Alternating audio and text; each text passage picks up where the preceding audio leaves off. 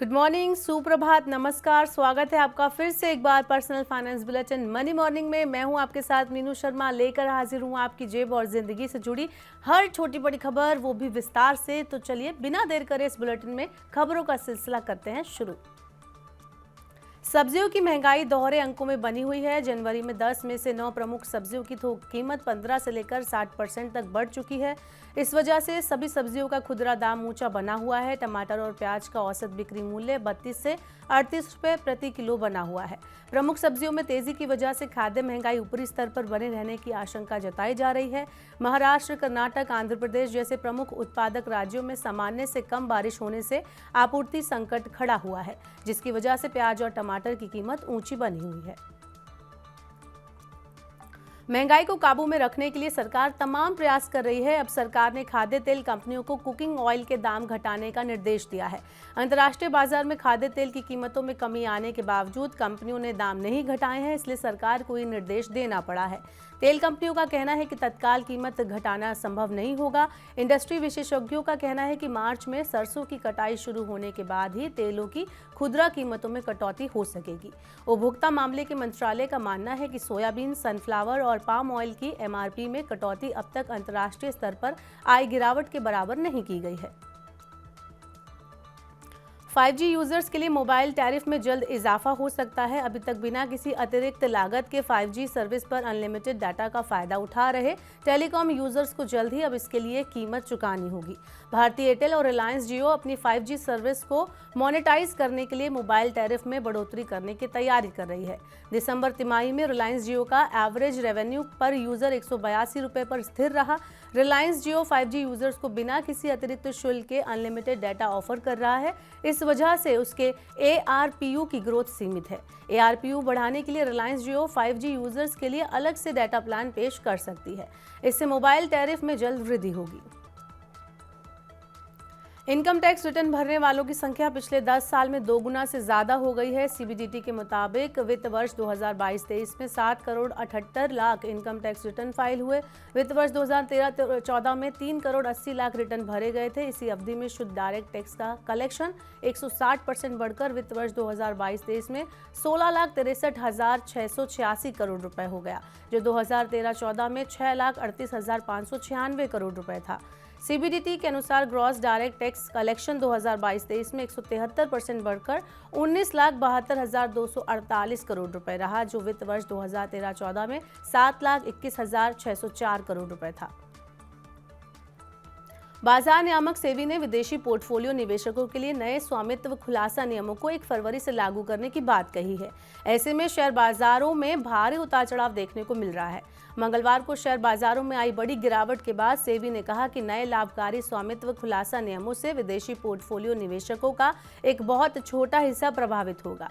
हाल ही के कारोबारी सत्रों में FPI लगातार बिकवाली कर रहे हैं। पिछले 4 कारोबारी सत्रों में FPI ने 27,000 करोड़ रुपए से ज्यादा के शेयर बेचे हैं। सेबी के स्पष्टीकरण के बाद FPI थोड़े संभले हैं और इसका सकारात्मक असर बुधवार को शेयर बाजारों पर भी दिखाई दिया। कैनरा HSBC लाइफ इंश्योरेंस ने एक नया कॉम्प्रिहेंसिव प्लान लॉन्च किया है। इसका नाम I select guaranteed future plus है। यह लाइफ इंश्योरेंस के साथ साथ सुनिश्चित लाभ प्रदान करता है। इस प्लान में यूजर्स को वित्तीय लक्ष्य पूरा करने के साथ ही मन की शांति भी मिलती है। यह प्लान वित्तीय सुरक्षा और स्थिरता दोनों की पेशकश करता है। यह प्लान पॉलिसी होल्डर को लाइफ कवर प्रदान करता है और बुरे समय में परिजनों को वित्तीय सुरक्षा प्रदान करता है।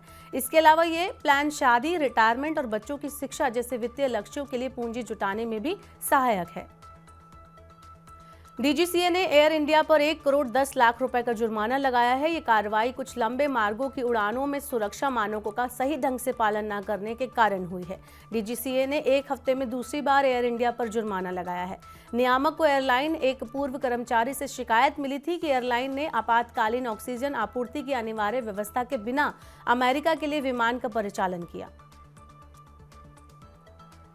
राजधानी दिल्ली में प्रदूषण कम करने के लिए दिल्ली सरकार ने एक नई योजना तैयार की है। इस योजना का मकसद पुराने वाहनों को सड़क से हटाना है। 15 साल पुराने पेट्रोल या 10 साल पुराने डीजल वाहन को स्क्रैप में देने वालों को दिल्ली सरकार नए वाहन की खरीद पर 50,000 रुपए की वित्तीय मदद देगी। ये मदद रोड टैक्स में सब्सिडी के रूप में दी जाएगी। दिल्ली सरकार बेहतर उत्सर्जन मानकों वाले नए वाहनों के जरिए प्रदूषण की समस्या से निपटना चाहती है। ट्रांसपोर्ट विभाग ने वाहनों को स्क्रैप करने पर एक ड्राफ्ट पॉलिसी तैयार की है। साल 2021-22 और 2022-23 में दिल्ली में करीब 55 लाख पुराने वाहनों का रजिस्ट्रेशन कैंसिल किया है। इसमें से केवल 1,40,000 वाहनों को ही स्क्रैप किया गया। प्रमुख शहरों में किराए के घरों में रहने वालों का खर्च 25 से 30% बढ़ गया है। हाउसिंग.com के मुताबिक साल 2019 से अब तक प्रमुख शहरों में घरों के किराए में 25 से 30% का इजाफा हुआ। वहीं मेट्रो सिटीज में प्रॉपर्टी के प्राइस में 15 से 20% की वृद्धि हुई है। लॉकडाउन खत्म होने के बाद सर्विस सेक्टर वाले प्रमुख शहरों में घर का किराया 30% से भी ज्यादा बढ़ा है। वर्क फ्रॉम होम सुविधा खत्म होने के बाद किराए के घरों की मांग अचानक बढ़ी है। इस वजह से इनके किराए में उछाल आया है। कंपनियों के प्रमोटर्स अब अपने कर्मचारियों को आसानी से शेयर दे सकेंगे। बाजार नियामक सेबी ने इसके लिए एक नया और आसान नियम बनाया है। इसके तहत कंपनियों के प्रमोटर शेयर बाजार व्यवस्था के माध्यम से बिक्री पेशकश के तहत अपने कर्मचारी को शेयर दे सकेंगे। इस पहल का मकसद अनुपालन को सुगम बनाना और लागत को कम करना है। वर्तमान में ऑफर फॉर सेल के तहत कर्मचारियों को शेयरों का जो आवंटन किया जाता है वह शेयर बाजार व्यवस्था के बाहर है। नियामक के इस फैसले से कर्मचारियों को फायदा होगा। मौजूदा प्रक्रिया समय लेने वाली है और इसमें अतिरिक्त लागत और कई गतिविधियां शामिल है। इससे कंपनियां कर्मचारियों को शेयर देने से बचती हैं। नई व्यवस्था कर्मचारियों के लिए बिक्री पेशकश की मौजूदा प्रणाली के अतिरिक्त होगी। इससे समय तो कम होगा ही, साथ ही प्रक्रिया भी आसान होगी। तो आज के मनी मॉर्निंग के बुलेटिन में फिलहाल इतना ही। अपने काम की जरूरी खबरें देखने और समझने के लिए सब्सक्राइब करें हमारे YouTube चैनल को। वहीं पर्सनल फाइनेंस से जुड़ी खबरों को आप पढ़ना चाहते हैं, समझना चाहते हैं तो हमारी वेबसाइट www.money9.com पर विजिट करें। यहाँ पर 7 अलग-अलग भाषाओं में पढ़ने और समझने को मिलेंगी पर्सनल फाइनेंस से जुड़ी तमाम खबरें। वहीं खास कार्यक्रम आप देखना चाहते हैं तो Money9 के ऐप को जरूर डाउनलोड कर लें। फिलहाल के लिए इस बुलेटिन में इतना ही। बने रहिए Money9 के साथ। नमस्कार।